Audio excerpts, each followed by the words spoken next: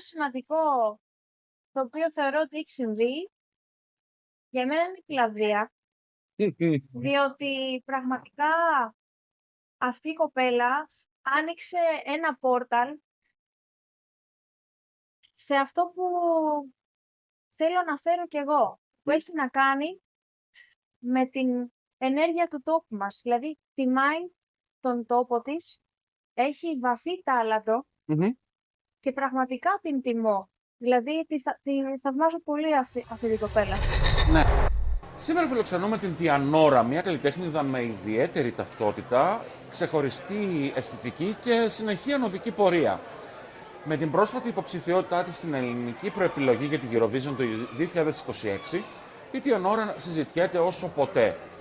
Και σήμερα μιλάμε μαζί της για τη μουσική της, την έμπνευσή της, την καλλιτεχνική της εξέλιξη και φυσικά για το τραγούδι που κατέθεσε για τον μεγαλύτερο μουσικό διαγωνισμό της Ευρώπης. Καλησπέρα, Τιανόρα. Πώς είσαι? Είμαι πολύ καλά, εσύ? Μια χαρά και εμείς χαιρόμαστε που σε έχουμε μαζί μας. Χαρά μου. Τιανόρα, πότε ένιωσες για πρώτη φορά ότι η μουσική είναι ο δρόμος σου? Υπήρξε κάποια στιγμή που το επιβεβαίωσε αυτό για σένα? Η αλήθεια είναι ότι αυτό το αντιλήφθηκα από πάρα πολύ μικρή ηλικία.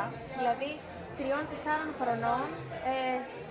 χρονών, άρχισα να αντιλαμβάνομαι ότι υπάρχει μια μουσικότητα μέσα μου και στα 7 μου ασχολήθηκα με τη μουσική κανονικά. Δηλαδή, από τόσο μικρή δηλαδή? Εντάχθηκα μέσα σε αυτό από 7 χρονών. Μάλιστα. Πώς θα περιέγραφες το προσωπικό σου μουσικό ύφος σε κάποιον που σε ακούει για πρώτη φορά? Αρχικά το ονομάζω Ethereal Fusion, διότι εντάσσει μέσα τους παραδοσιακούς ήχους, τους βυζαντινούς δρόμους, αλλά με το σύγχρονο, με το διαγαλαξιακό θα έλεγα εγώ. Ωραίο. Και πολύ ιδιαίτερο θα έλεγα.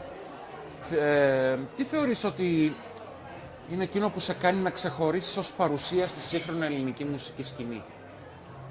Ότι τιμώ ακράδαντα την ταυτότητα την οποία αναγεννώ κάθε μέρα, ότι τιμώ τον τόπο μου, την Ελλάδα, με όλο μου το είναι και όλο αυτό το γδούπο που έχει ο τόπος μας, είναι κάτι το οποίο εγώ το μεταφράζω μέσα από τη μουσική μου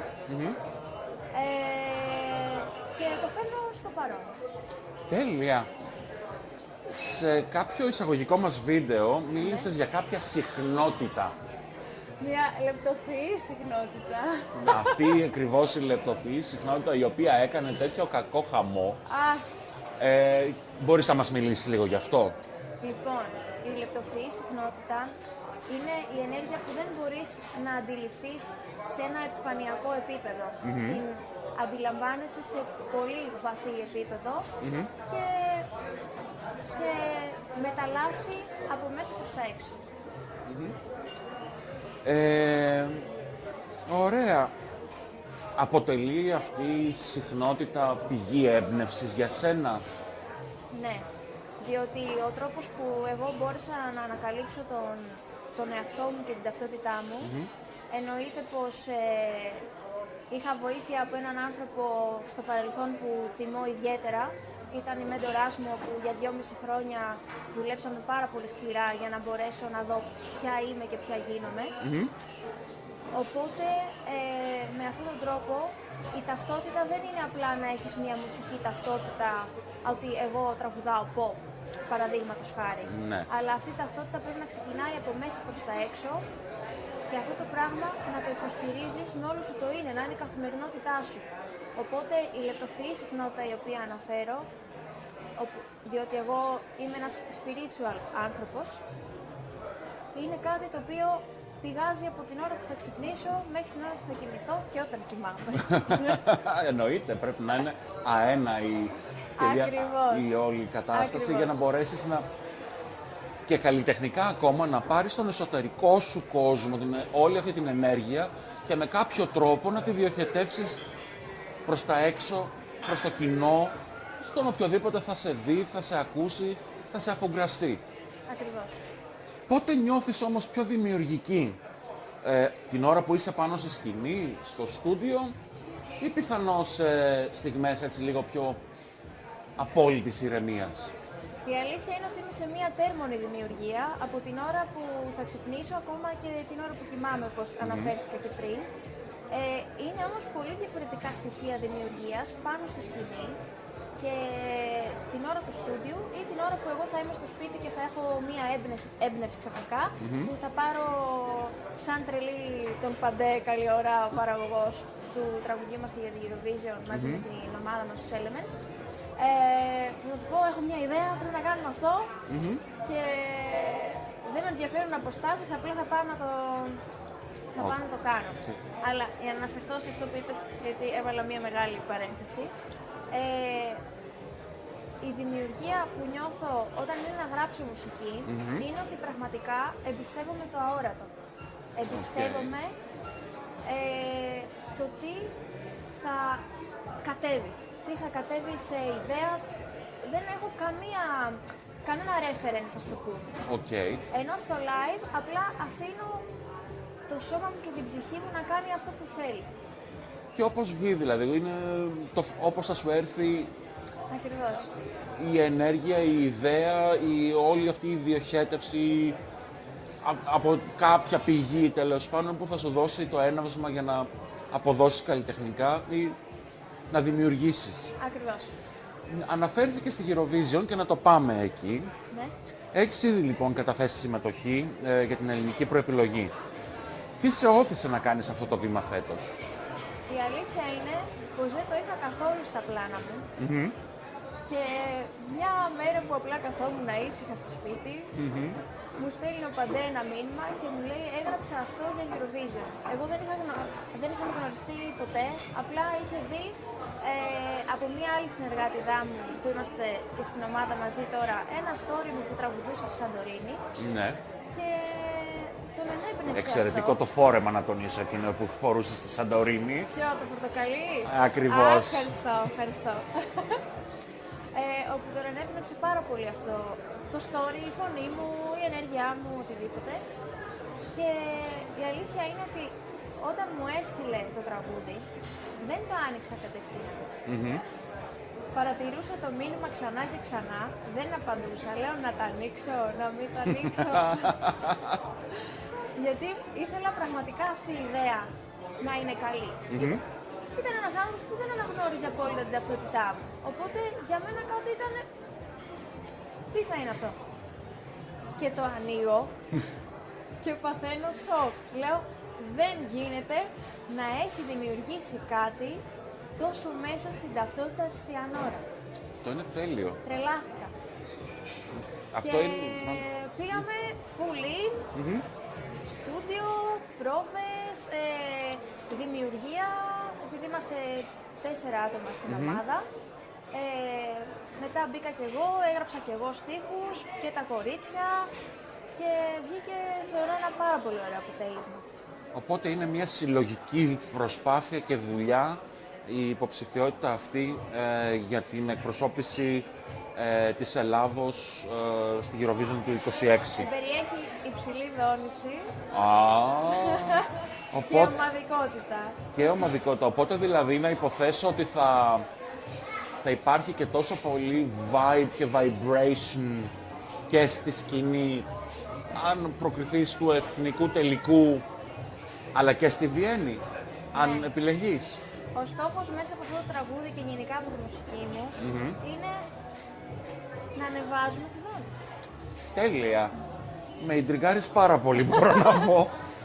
Λοιπόν, αν επιλεγεί το τραγούδι σου, πώς φαντάζεσαι τη σκηνική σου παρουσία, τι αισθητική θα ήθελες να φέρεις στο διαγωνισμό?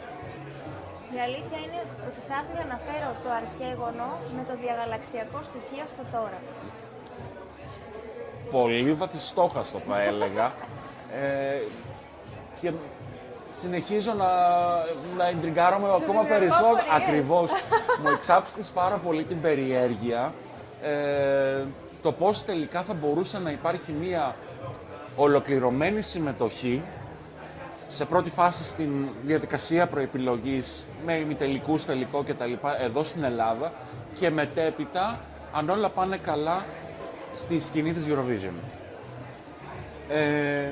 έχεις κάποια ερεθίσματα από το διαγωνισμό?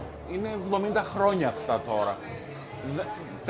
Δεν περιμένω να γνωρίζεις όλη την ιστορία, αλλά τι είναι αυτό που ακούς Eurovision και λες ότι αυτό είναι για μένα Eurovision?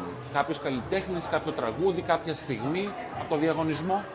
Η αλήθεια να το ξεκινήσω από λίγο πιο παλιά, όπου η συμμετοχή της Νορβηγίας το 1995 Secret Garden Nocturne. ναι, Ναι. είναι κάτι που εκφράζει και την ταυτότητά μου, η αλήθεια. Μετέπειτα μου εκέντρωσε πάρα πολύ το ενδιαφέρον η Λωρίν, διότι είναι ένα είναι ένα spiritual άνθρωπος, οπότε εκφέρει αυτό το στοιχείο μέσα στην μουσική της. Είναι πάρα πολύ ιδιαίτερη και έχει αυθεντική ταυτότητα για εμένα. Και το πιο σημαντικό, το οποίο θεωρώ ότι έχει συμβεί, για μένα είναι η Κλαβδία, διότι πραγματικά αυτή η κοπέλα άνοιξε ένα πόρταλ σε αυτό που θέλω να φέρω κι εγώ, που έχει να κάνει με την ενέργεια του τόπου μας. Δηλαδή, τιμάει τον τόπο της, έχει βαθύ τάλαντο και πραγματικά την τιμώ. Δηλαδή, τη θαυμάζω πολύ αυτή την κοπέλα. Ναι, ισχύει ότι ακόμα και από την αρχαιότητα λέγανε ότι η Ελλάδα έχει πάρα πολλά τρίγωνα ενέργειας. Δελφούς, Δήλος κτλ. Οπότε κάπως έτσι θα πάμε στη Eurovision, να υποθέσω ότι κάνοντας μια αναδρομή στις συμμετοχές τις οποίες ανέφερες, να υποψιαστώ ότι κάτι αντίστοιχο θα είναι ένα μείγμα όλων αυτών των συμμετοχών. Όχι ακριβώς, αλλά σίγουρα περιέχει μέσα το παραδοσιακό ύπο. Αλλά με έναν διαφορετικό τρόπο. Μάλιστα. Ανυπομονούμε λοιπόν να ακούσουμε τη συμμετοχή σου. Πέραν από τη Eurovision, ποιο είναι το μεγαλύτερο επόμενο βήμα ή όνειρο που θα ήθελες να πραγματοποιήσεις? Στο άμεσο μέλλον ή... Τα όνειρά σου, ας πούμε, πώς βλέπεις την Τιανόρα σε βάθος 5 ετίας, σε πρώτη φάση? Η αλήθεια είναι ότι ο μεγάλος μου στόχος είναι ότι μέσα από τη φωνή μου, μέσα από τη μουσική μου, να αλλάζω κάτι στους ανθρώπους. Θέλω κάτι να αφυπνίζω, αν δεν μπορώ τουλάχιστον να τους αφυπνίζω, ας το πούμε. Θέλω να δημιουργώ φωτάκια εκεί έξω. Αυτό θέλω να κάνω με τη μουσική μου. Πέραν από αυτά τα φωτάκια, πώς είναι η Τιανόρα μακριά από τα φώτα γενικότερα? Τι δεν γνωρίζει το κοινό για σένα? Η αλήθεια είναι ότι έχω ακραίο χιούμορ. Γενικά κάνω πάρα πολύ πλάκα, είμαι πειραχτήρη. Ναι. Αυτό που δεν γνωρίζει το κοινό, βέβαια το γνωρίζω πάρα πολύ καλά εγώ, διότι είναι κάτι το οποίο συμβαίνει στην καθημερινότητά μου, είναι ότι περνάω πάρα πολύ χρόνο στη φύση. Πηγαίνω πολύ συχνά στα δάση, τραγουδώ στα δάση. Μου αρέσει πάρα πολύ αυτό, στη θάλασσα.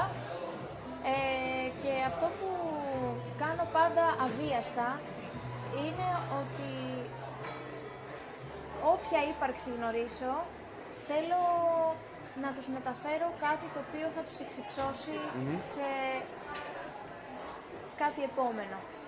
Αναφέρθηκε στα δάση, όλο αυτό είναι πιο πολύ, δεν είναι τόσο ελληνικό το στοιχείο, δηλαδή θα το περίμενε ακριβώς λίγο πιο δρυδικό, λίγο πιο κέλτικο, λίγο πιο κεντροευρωπαϊκό και σκανδιναβικό από εκεί μεριά. Ακριβώς.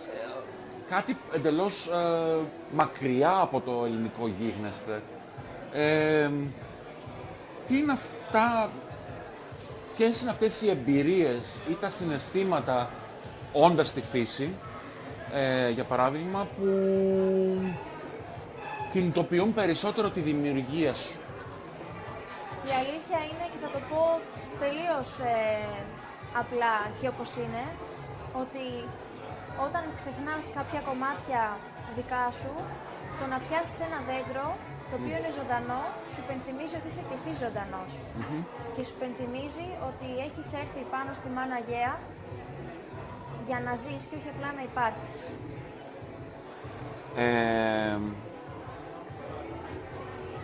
Πώς ο διαγωνισμός της Eurovision είναι ένας διαγωνισμός, να γυρίσω δηλαδή πάλι εκεί.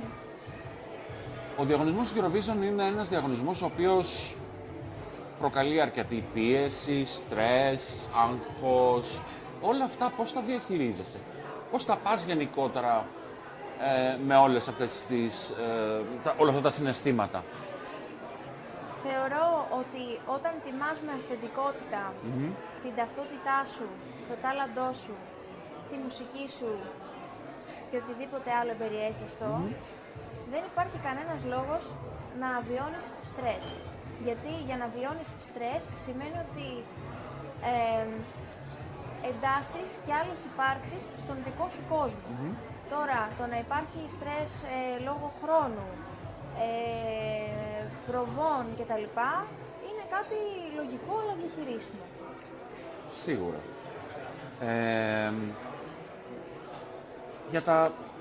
Θα κάνω πάλι άλλη ερώτηση σχετικά με τα μελλοντικά σου σχέδια.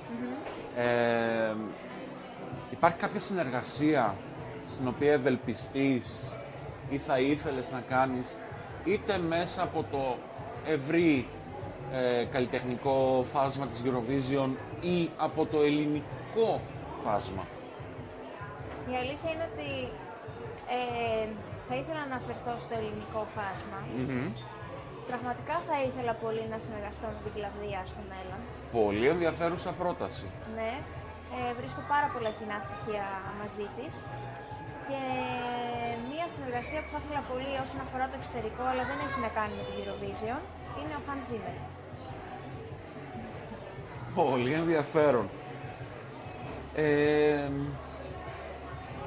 Λίγο πριν το τέλος αυτής της συνέντευξης, τι θα ήθελες να νιώσει κάποιος όταν ακούει τη Ανώρα? Ποια είναι η υπογραφή που θέλεις να αφήσεις στο κοινό σου? Να κλείνει τα μάτια, να νιώθει μία πιο υψηλή δόνηση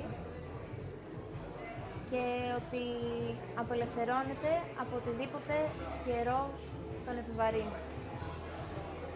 Πολύ βασικό μήνυμα και πολύ υπέροχο μήνυμα. Να αφαιθούμε επιτέλους και να μην τα παίρνουμε όλα τόσο της μετρητής. Ακριβώς. Να εμπιστευτούμε τη ροή, γιατί αυτό είναι το πιο βασικό. Να εμπιστευόμαστε τη ροή, να εμπιστευόμαστε το αόρατο, διότι μόνο αυτό θα μας φέρει στην πραγματική αυθεντική ταυτότητά μας. Οκ, τελευταία ερώτηση. Πού μπορούμε να σε δούμε? Εμφανίζεσαι κάπου, έχεις κάποιο άμεσο event στο οποίο, πέραν από την Eurovision, στο οποίο θα μπορούσαμε να έρθουμε να σε δούμε? Η αλήθεια είναι ότι αυτή τη στιγμή βρίσκομαι σε ένα χειμερινό tour, θα έλεγα, διότι πηγαίνω Κύπρο, Μπαχρέιν, τώρα δηλαδή γύρισα το Μπαχρέιν, οπότε δεν είμαι σε κάποιο συγκεκριμένο, σε κάποια συγκεκριμένη σκηνή αυτό το χειμώνα. Και η αλήθεια είναι ότι είναι η πρώτη χρονιά που δεν είμαι σε κάποια συγκεκριμένη σκηνή και για μένα είναι σημάδι προετοιμασίας. Δεν είναι κακό, χρειάζεσαι αρκετή προετοιμασία, όχι μόνο εσύ προσωπικά, οποιοσδήποτε καλλιτέχνης θέλει να ασχοληθεί με το διαγωνισμό. Σου ευχόμαστε πάρα πολύ καλή επιτυχία. Θα ήθελες κάτι να πεις κλείνοντας σε όλους όσους μας παρακολουθούν? Θα ήθελα να πω σε όλους να εμπιστεύονται τη ζωή, ότι ο μόνος που τους κατευθύνει είναι ο νους τους και κανείς άλλος και ότι έχουμε την απόλυτη γενετής ατομική ευθύνη να βιώνουμε τη ζωή που πραγματικά θέλουμε. Ανώρα, σε ευχαριστούμε πάρα πολύ που ήσουν σήμερα μαζί μας. Σου ευχόμαστε καλή επιτυχία και ευελπιστούμε να σε δούμε σύντομα επάνω στη σκηνή σε πρώτη φάση του εθνικού ημιτελικού και τελικού και από εκεί και πέρα ενδεχομένως γιατί όχι και στη Βιέννη το 26. Με αισιοδοξία και χαρά. Ευχαριστώ Πάντα. πολύ. Καλή επιτυχία. Ευχαριστώ.